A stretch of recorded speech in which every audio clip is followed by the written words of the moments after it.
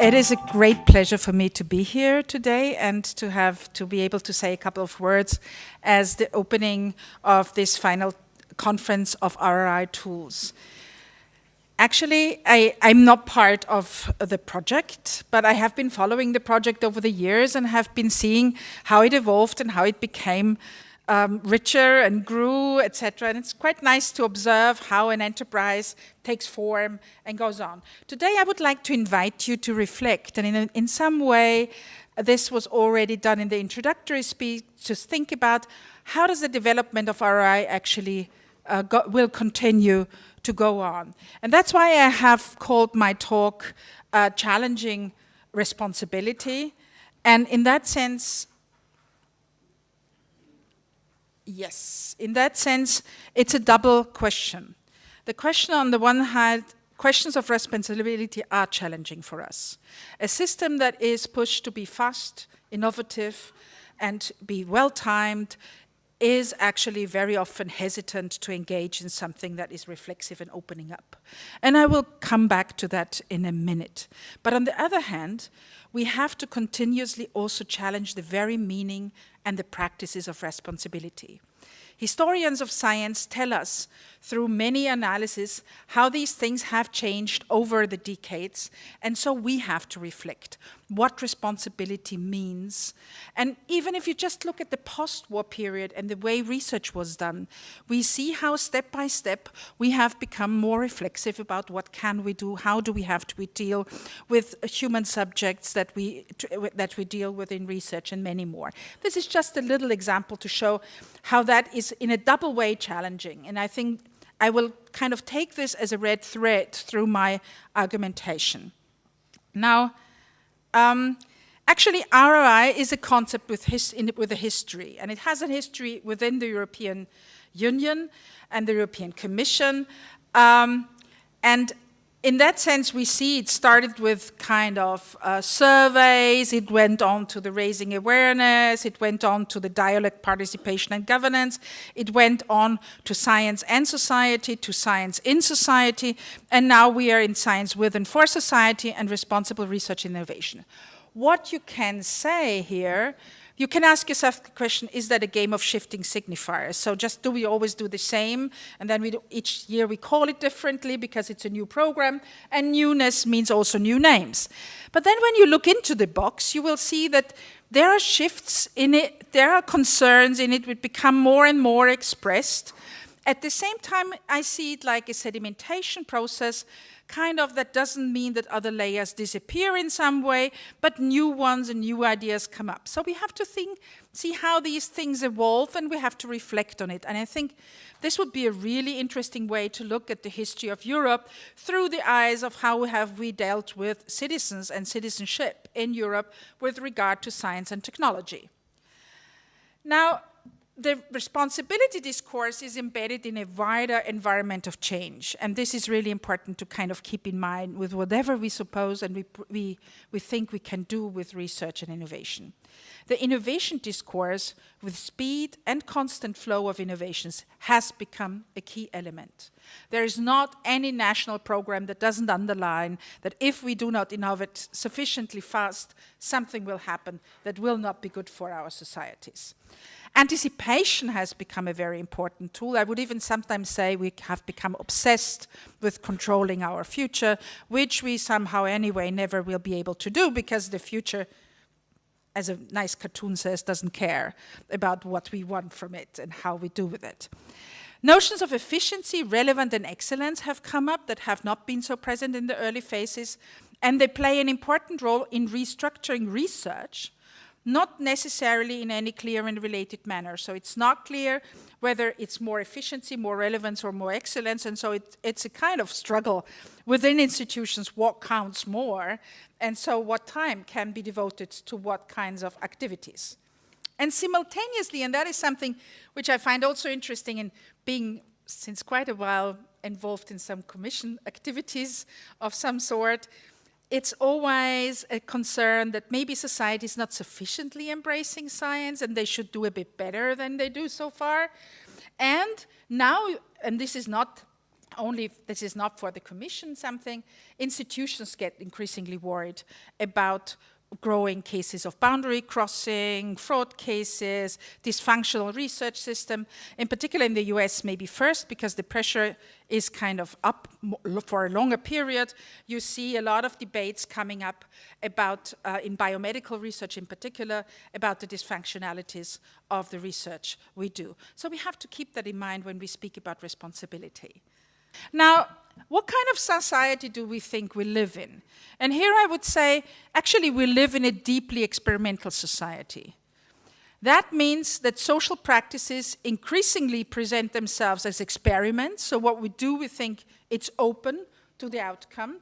And we cannot assure clearly what kinds of new experiences we will meet when we bring innovations to our societies. That means we need to deal with openness and surprise, and simultaneously with uncertainty and the fact that we actually cannot promise control.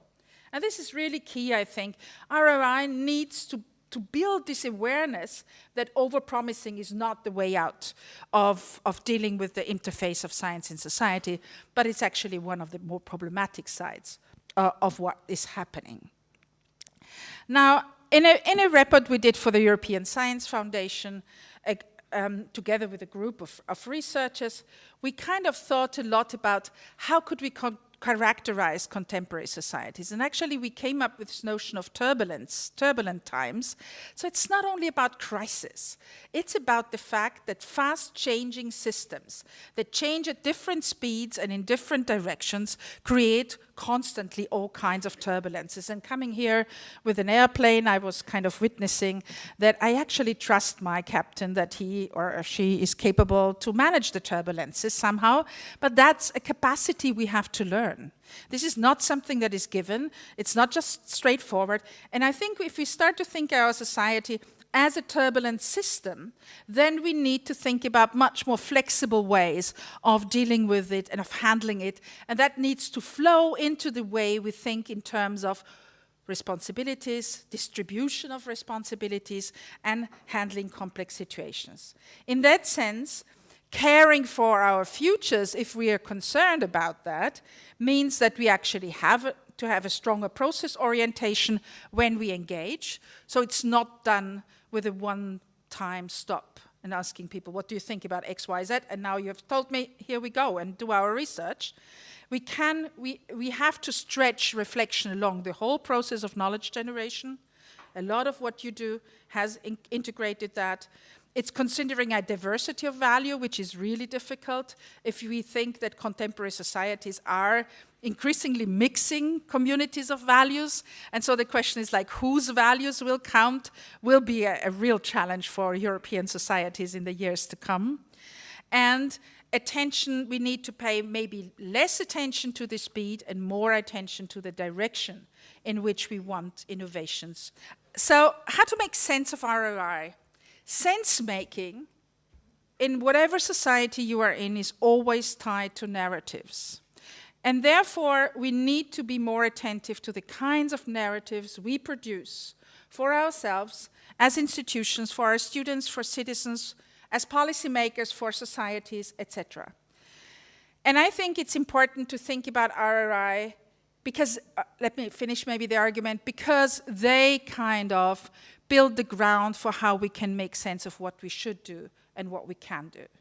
And that's why I try to use in my research the notion of narrative infrastructure to study the network of temporally stabilized narratives through which meanings and values of academic knowledge and work and its relation to society can be articulated, circulated, and exchanged across space and time.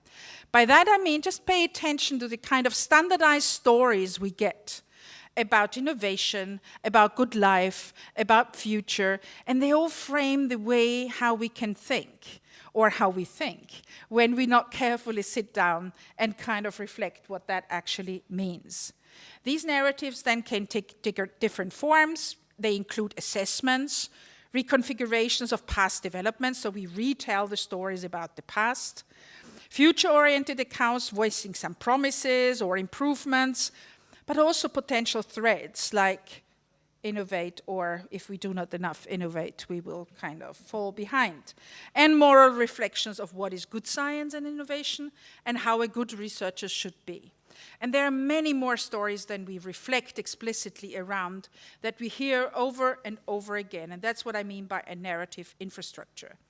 They perform a specific kind of temporality, so how fast, when, and how long we need to do things. They identify preferred directions in which we should develop, and they point at specific vulnerabilities. Narratives, and that is really important, are never innocent. They cannot be innocent. So responsibility starts with the narratives we produce about science and its relation to society. You see. Now this is my British picture. Sorry, I had to do it. Mind the gap. I think it starts, therefore, with responsible representation of research. And already ages back, that means 15 years in today's counting, ages. Helga Novotny, Gibbons and Scott in their book Rethinking Science have underlined two things which I think is important to keep in mind.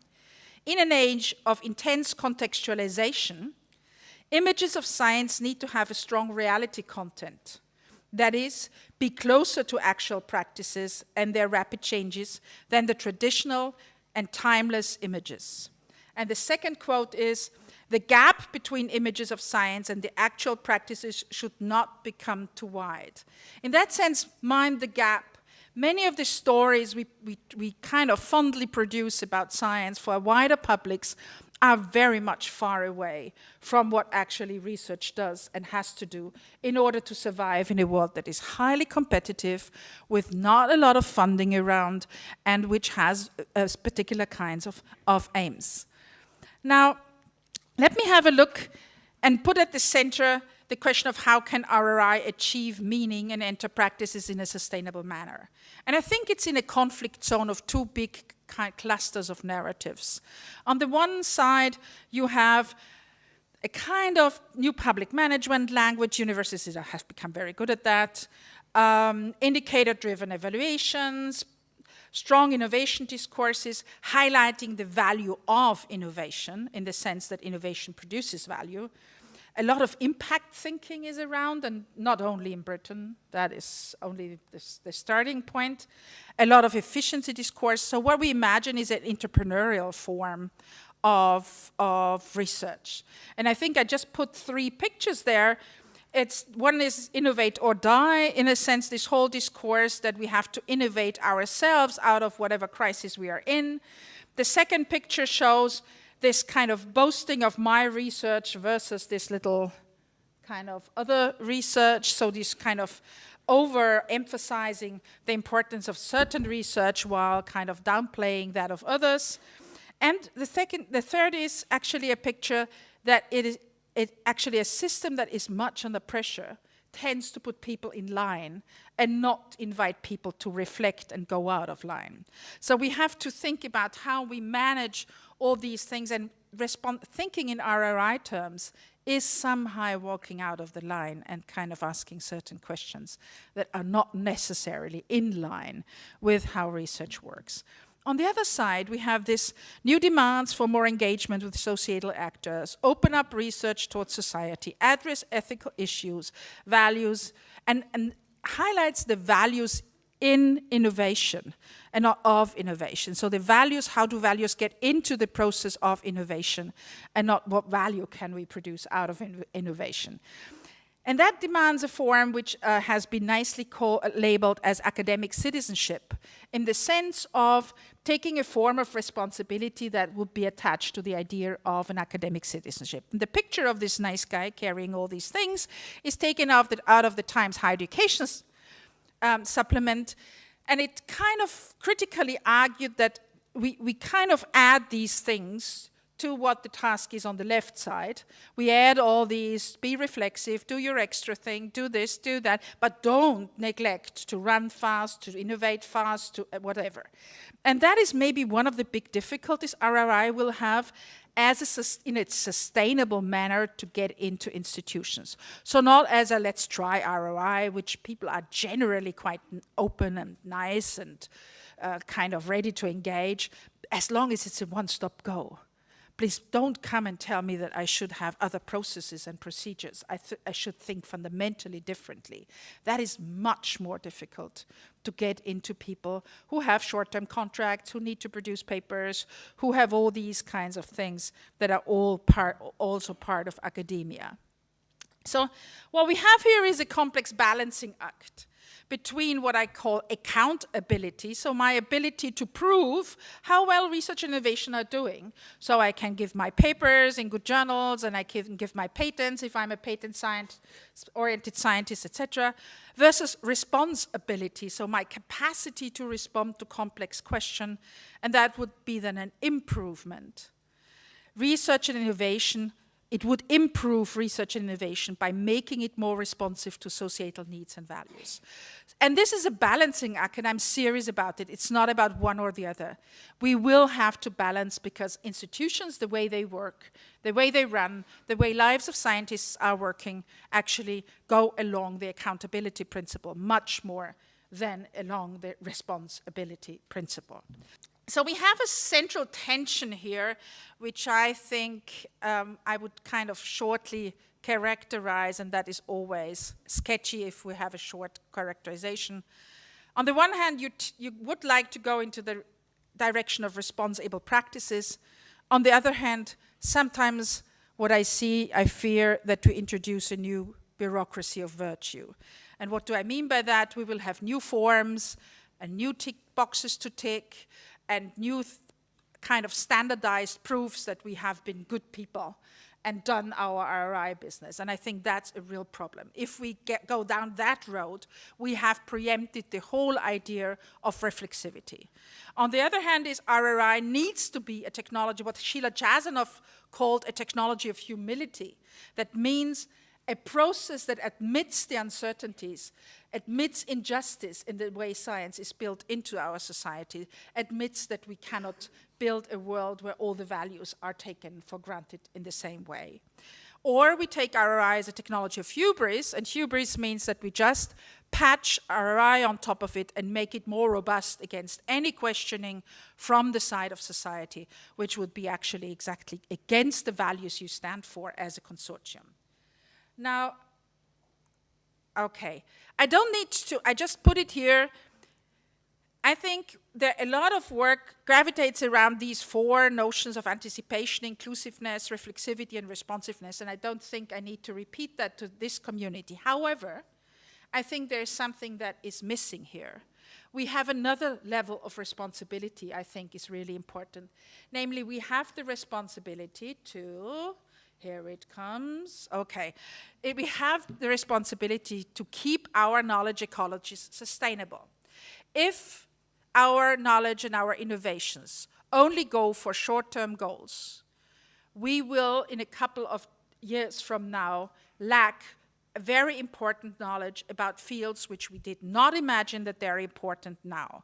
If we narrow down our idea of where we should go through kind of narrowing anticipation practices, for example, then we might really run the danger of shortcutting our possibilities.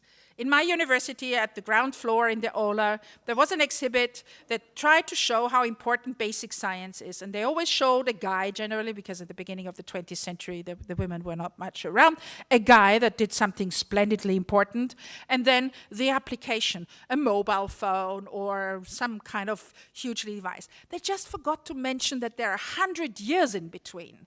This innovation didn't come 5 years down the road. It doesn't come 10 years down the road. It took 100 years to make this proof. So it's a question of if we believe in a knowledge system or not. And so the responsibility is also to keep our knowledge systems alive and to keep them alive as an ecology, so as also fostering diversity. So Now, that's my last slide. Actually, what challenges, in my view, responsibility? We live in a world that is totally projectified. Everything we do is done in a form of a project. Now, the problem is, can we also projectify responsibility? So I do my 3 years responsibility, and then I'm done, and if I don't get money for the next 3 years to be responsible, So we will need to find something that goes beyond the projectified world, or we need to think about the projectification of this world. Then we have actually a lack of detailed understanding, and I think you shortly tipped at it. We need to understand what these things actually do in research. So we don't have the knowledge. We have an idea of it, we have a feeling about it, but we don't really know how these things shape research and innovation. And for example, also understand how certain narrative infrastructures and values expressed through the system shape young researchers when they start their careers in research. And I think this would be something, in particular, the Commission being interested in the youth in research and on being interested also in the gender aspects, etc. It would be important to look at these effects. And even though it seems like rather a convenient solution, even though it would be better in terms of an accountability logic, it is essential to avoid the formation of what I call this new bureaucracy of virtues. So ritual performances of having RRI. We need to be able to keep it alive in different ways, I think. And that is something which is a real challenge, I think, to RRI Tools, to kind of keep the community alive and to spread even beyond that. I wish you all the good luck, and it's a really great occasion, and you should be proud. Thank you.